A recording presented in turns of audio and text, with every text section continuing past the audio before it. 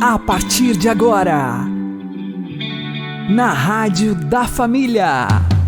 Abre, Senhor, os meus olhos com o seu poder. Caminhando com Jesus. Acredite, se Deus é por nós, quem será contra nós?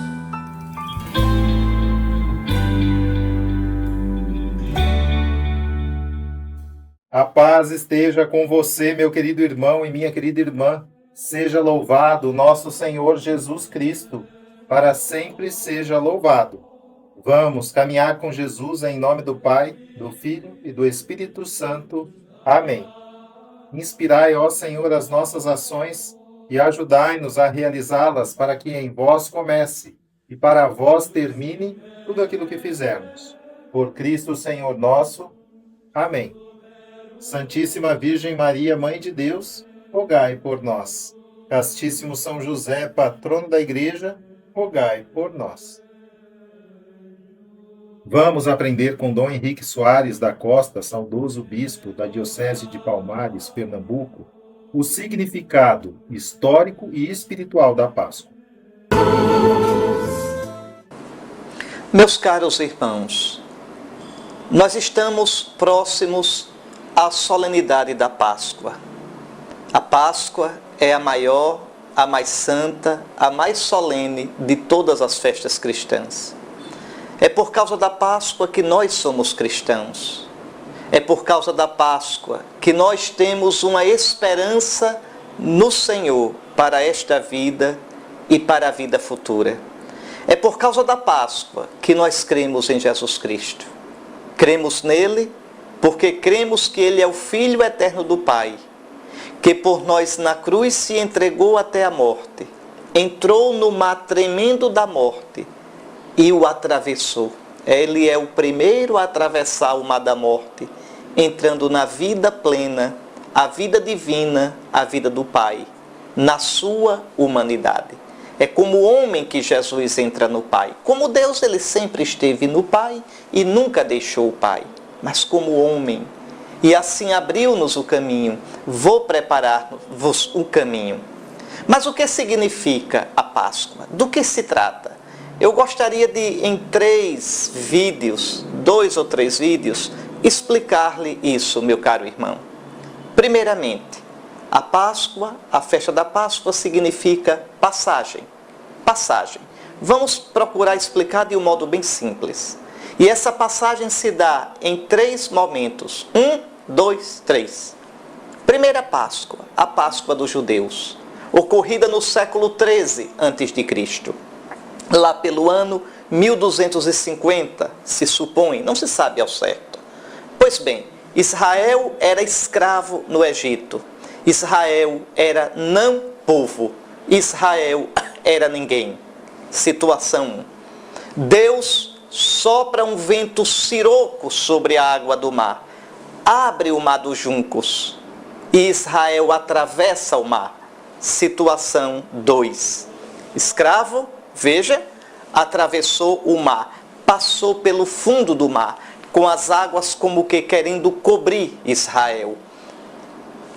Israel sai do outro lado, um povo livre para encontrar o Senhor aos pés do Monte Sinai e para entrar na terra prometida. Situação 3. Então Israel passou da escravidão para a liberdade, da morte para a vida, de não povo, para o encontro com Deus.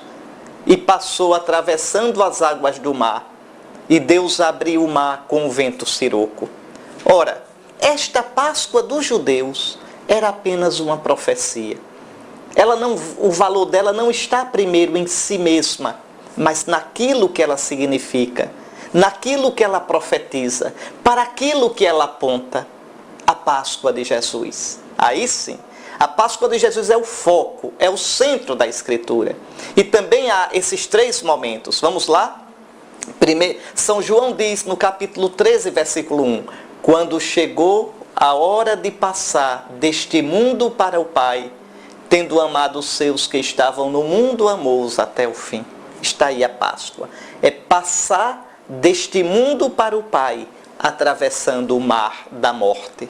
O mar vermelho, o mar dos juncos da morte. Vamos lá? Situação 1. Jesus neste mundo, numa condição de servo, numa condição de escravo, numa condição de abaixamento, de kenosis. Ele tinha a forma de Deus, assumiu a forma de servo. Veja, morfê tudulu, diz a Escritura, a forma de servo. Jesus tomou sobre si a nossa situação humana. Situação 1.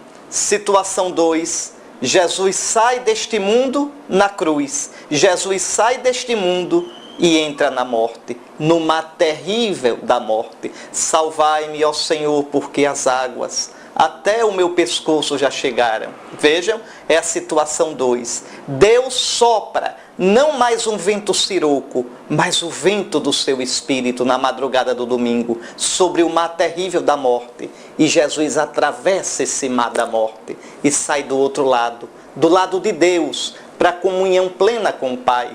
É como homem que ele sai, é num corpo humano que ele atravessa, agora está ressuscitado. É numa alma humana que ele atravessa, em corpo e alma agora ressuscitado, cheio de Espírito Santo. É o homem novo, imolado já não morre, morto vive para sempre, é o novo Adão. Eis aí, é o início de uma humanidade nova. Ele nos abriu o mar, para que atrás dele, aqueles que crerem nele e receberem o seu Espírito, possam atravessar este mar terrível. E aqui vem a terceira Páscoa. Veja, a primeira Páscoa é preparação para a Páscoa de Cristo. A Páscoa de Cristo é a mais importante. Agora vem 2 Páscoas mais, que são decorrências, fruto, consequência da Páscoa de Cristo. Qual é a primeira? A Páscoa do cristão. Todo aquele que crendo em Jesus, veja, todo aquele que crê em Jesus, é batizado em Jesus e se torna uma só coisa com Jesus. Vamos lá? Situação nossa, de escravos. Ninguém nasce filho de Deus. Como diz São Paulo na carta aos Efésios, no capítulo 2, nascemos filhos da ira. Nascemos fechados para Deus. Nascemos escravos do pecado. Eis aqui, escravos como Israel no Egito. Entramos nas águas do batismo, cheias de Espírito Santo. O celebrante impõe as mãos sobre as águas, pedindo sobre elas o Espírito Santo, o Espírito de Jesus, o Espírito que abriu o mar vermelho, feito o vento siroco, o Espírito que abriu o mar da morte e ressuscitou Jesus.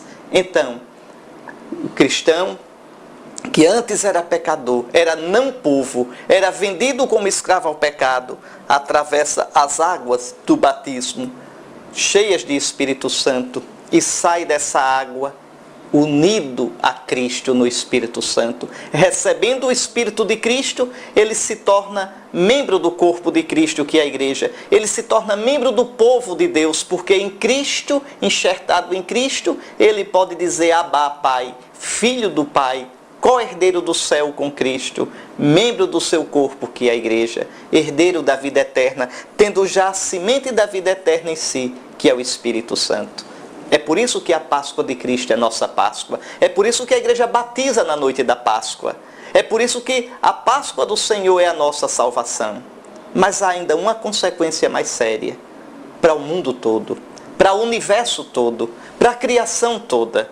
Vejam, a criação como está agora, diz São Paulo, geme em dores de parto. Está lá no capítulo 8 da carta aos Romanos. É uma criação boa, querida, boa por Deus, mas misteriosamente marcada pelo pecado. A criação toda geme. É um mistério muito grande. Um mistério. É verdade que existem gemidos da criação provocados pelo homem.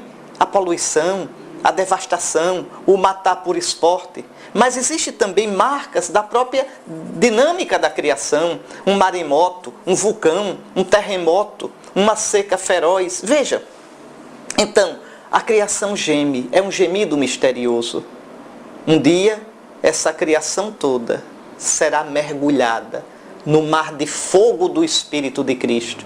Quando Cristo, nossa vida, aparecer em glória, e a criação toda, e aí também nossos corpos mortais, veja, passando por esse mar de fogo, que é também símbolo do Espírito, entrará na glória de Cristo para sempre. Então a criação como está agora, situação ainda de gemido, o mergulho na Páscoa de Cristo no final dos tempos e a entrada no novo céu e na nova terra que o Senhor nos prometeu e nos garantiu. Eis a Páscoa. É por ela que nós somos cristãos.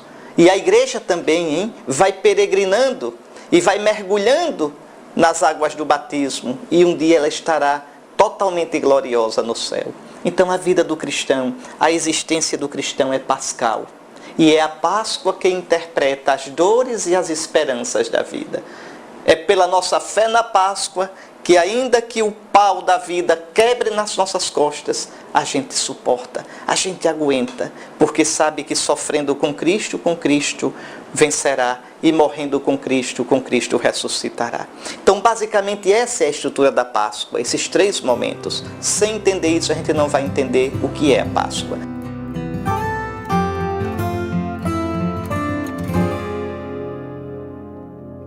Tão pequeno sou, humilde e frágil, tão pobre, mas aqui estou, Jesus. Não posso compreender aquilo que eu não enxergo, mas posso sentir em mim esse amor que me consome, que me faz querer sentir mais. Esse amor que me transforma e faz voltar ao meu lugar.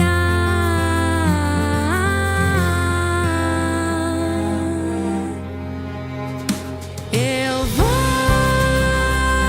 voar até te alcançar, e livre serei aos teus pés, ó meu Senhor. Eu vou lutar até alcançar o meu céu, mais lindo céu, meu lar, onde o meu coração está.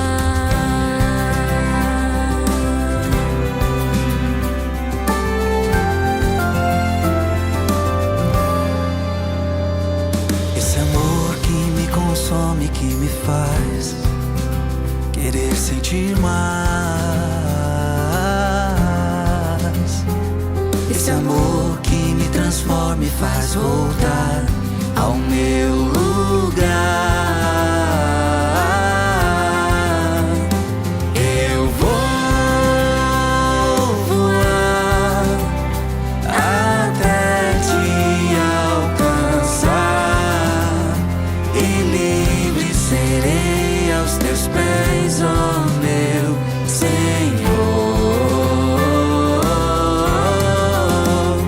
Eu vou lutar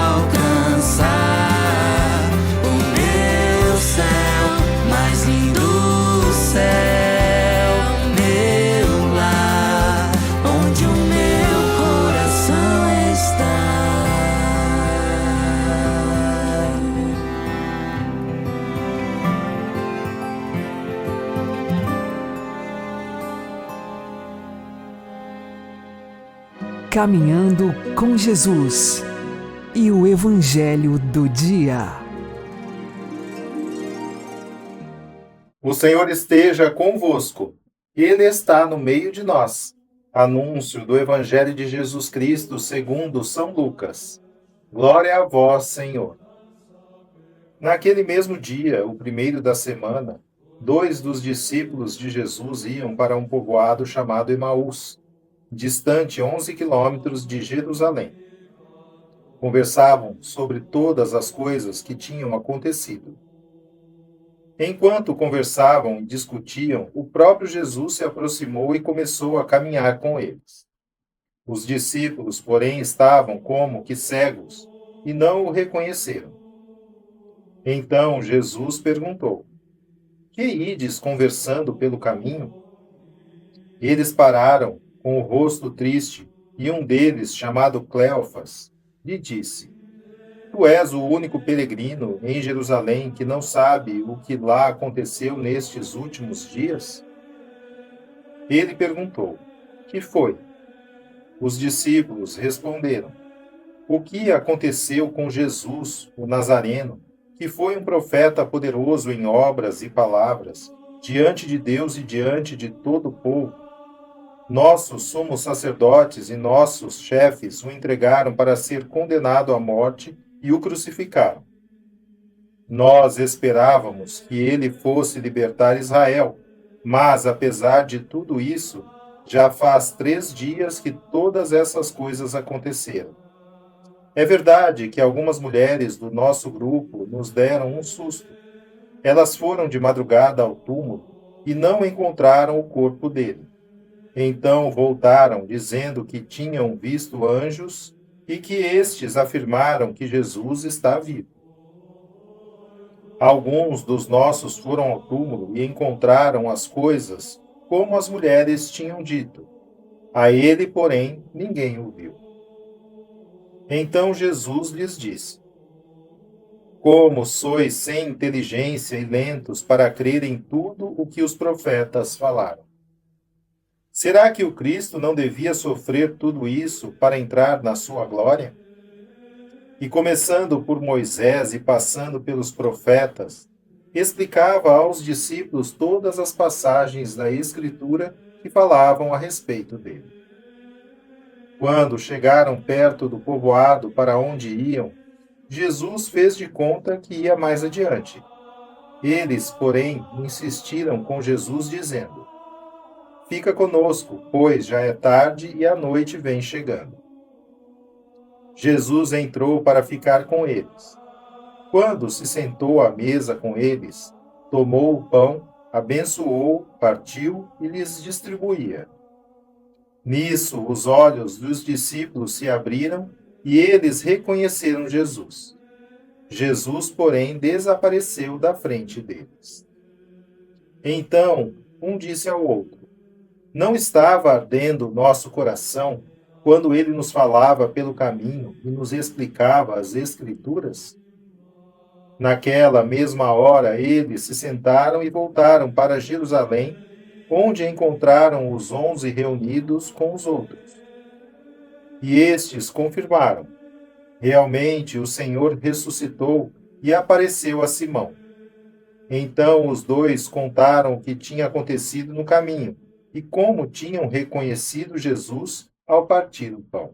Palavra da salvação. Glória ao Senhor.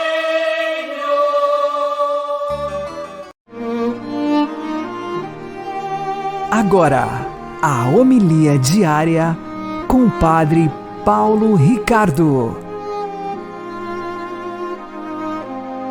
Meus queridos irmãos e irmãs, continuamos nesta 8ª de Páscoa a ver as aparições de Nosso Senhor e hoje meditamos a respeito da famosíssima aparição de Nosso Senhor aos discípulos de Emaús. Jesus caminha com 2 discípulos, um chama-se Cleofas e o outro é anônimo. Pode ser você, posso ser eu. Discípulos que vão acabrunhados pelo caminho porque o Mestre está morto. Nós esperávamos que ele viesse libertar Israel. Esperávamos. Então, ali uma esperança desiludida. É interessante e importante nós compreendermos que a esperança do povo do Antigo Testamento era verdadeiramente uma esperança correta. Deus havia prometido um libertador. Mas fora de foco. Por quê? Porque não haviam compreendido nem a profundidade nem a grandeza da libertação. Esperava-se uma libertação política, uma libertação circunstancial. E, no entanto, Jesus vem e liberta não somente o povo de Israel, liberta o mundo inteiro.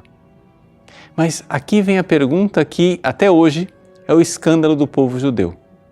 Como é possível que o Messias tenha vindo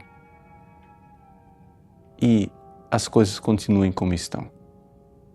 Como é possível que tenha vindo o libertador e continuem as pessoas a morrer, as doenças, as guerras, as tribulações? Jesus, então, dá uma chave de leitura do Antigo Testamento. A chave de leitura que nós devemos usar para abrir o mistério do Antigo Testamento é a cruz de Cristo. E ele começa a explicar que o Messias devia sofrer para entrar na sua glória. Esse devia, esta necessidade férrea de que para entrar na salvação e na glória nós precisamos passar pelo sofrimento, é o caminho que Deus escolheu. Vejam, é uma necessidade, não porque as coisas sejam assim. Deus poderia salvar o mundo com um passe de mágicas, mas Ele não quis assim. Deus quis salvar o mundo e nos introduzir no mistério do amor que está escondido atrás da dor. E aqui está a realidade que o Cristo nos revela através da sua Páscoa, da sua paixão, morte e ressurreição. De que existe uma vida, e uma vida divina, escondida atrás da dor mais irracional e virulenta, da dor mais trágica e incompreensível. Deus quer nos introduzir no mistério eterno do seu amor. Deus na cruz se revela como Deus que é amor. Mas esse ser amor está escondido na dor. De tal forma que nós poderíamos dizer que o amor é a chave para decodificar o mistério da dor. E a dor é a chave para decodificar o mistério do amor. Os discípulos de Emaús vão ouvindo aquela explicação e o seu coração vai ardendo. Como vai ardendo também nosso coração, ao compreendermos que no mistério da mais absurda derrota, a cruz de Cristo, existe uma vitória extraordinária. Sim, no Aleluia da Páscoa, nós cantamos não somente a vitória de Cristo sobre a morte biológica da manhã de domingo, cantamos também a vitória de Cristo na própria Sexta-feira Santa, em que Satanás e o pecado foram derrotados. O Cristo devia sofrer para entrar na sua glória. Deus abençoe você. Em nome do Pai, e do Filho, e do Espírito Santo. Amém.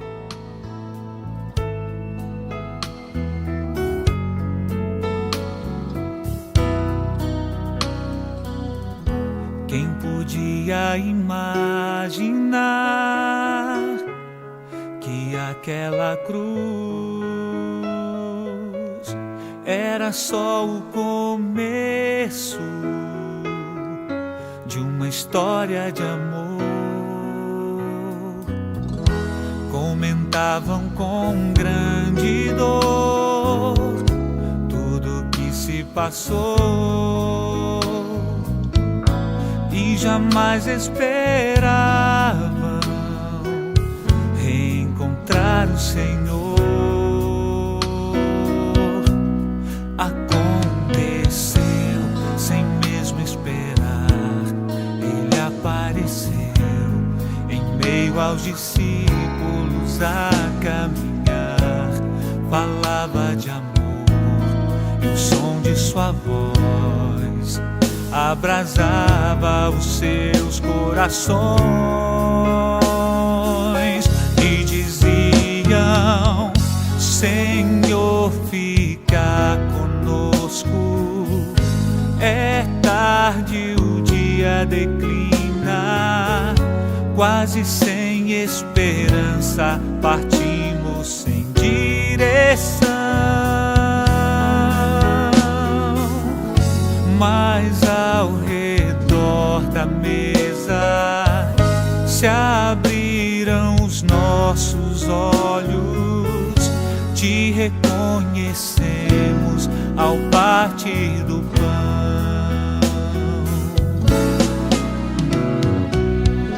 Já não chore, Jerusalém, a alegria voltou.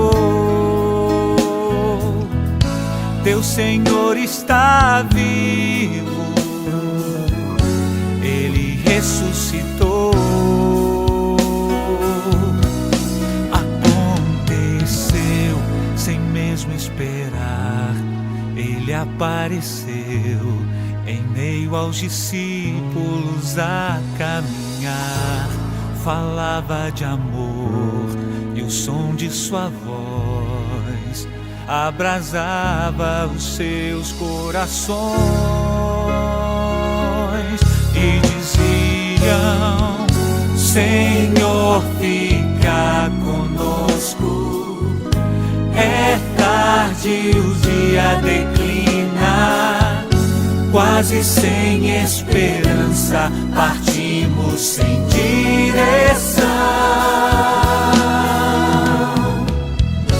Mas ao redor da mesa se abriram os nossos olhos, te reconhecemos ao partir do pão. Já não chore, Jerusalém,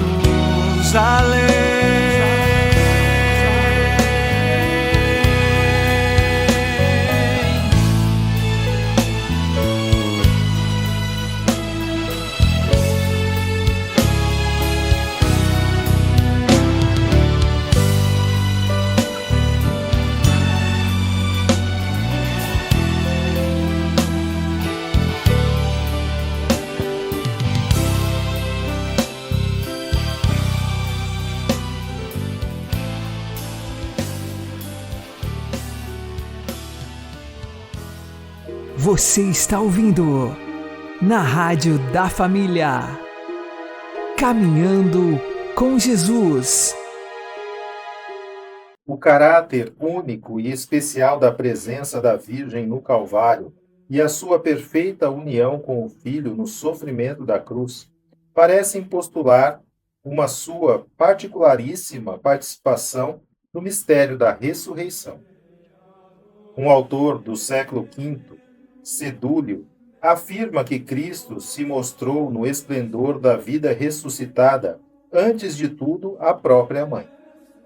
Com efeito, aquela que na Anunciação tinha sido a via do seu ingresso no mundo, era chamada a difundir a maravilhosa notícia da ressurreição para se fazer anunciadora da sua vinda gloriosa. Inundada assim pela glória do ressuscitado, ela antecipa o resplendor da Igreja. Sendo imagem e modelo da Igreja, que espera o ressuscitado que no grupo dos discípulos o encontra durante as aparições pascais, parece razoável pensar que Maria tenha tido um contato pessoal com o Filho ressuscitado para gozar também ela da plenitude da alegria pascal. Presente no Calvário durante a Sexta-feira Santa e no Cenáculo, no Pentecostes, a Virgem Santíssima foi, provavelmente, testemunha privilegiada da ressurreição de Cristo, completando, deste modo, a sua participação em todos os momentos essenciais do mistério pascal. Acolhendo Jesus ressuscitado, Maria é, além disso, sinal e antecipação da humanidade, que espera obter a sua plena realização mediante a ressurreição dentre os mortos. No tempo pascal, a comunidade cristã, ao dirigir-se à Mãe do Senhor, convida-a a alegrar-se. Rainha do céu, alegra-te, aleluia. Recorda assim a alegria de Maria pela ressurreição de Jesus, prolongando no tempo o alegra-te que lhe fora dirigido pelo anjo na Anunciação, para que se tornasse causa de júbilo para a humanidade inteira. Rogai por nós, Santa Mãe de Deus, para que sejamos dignos das promessas de Cristo. Amém. O Senhor nos abençoe, nos livre de todo mal e nos conduza à vida eterna. Amém. E que Maria e José nos conduzam pelas mãos, para que continuemos caminhando com Jesus.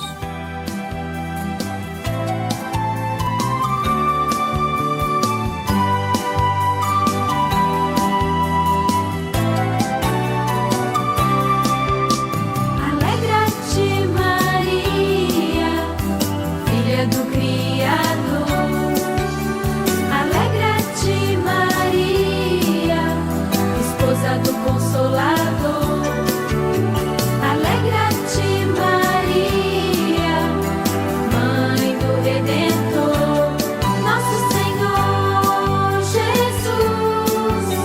A Ele a honra, a glória e o poder, hoje ungiu e habitou em teu ser, fez-te mãe da humanidade. Toda bela és, Maria, Senhora da paz, Rainha do céu, alegrai-vos, aleluia. Pois se hoje cantamos o teu nome, Maria, é porque o Senhor por ti faz maravilhas. Alegra-te, Maria, filha do Criador. Alegra-te, Maria, esposa do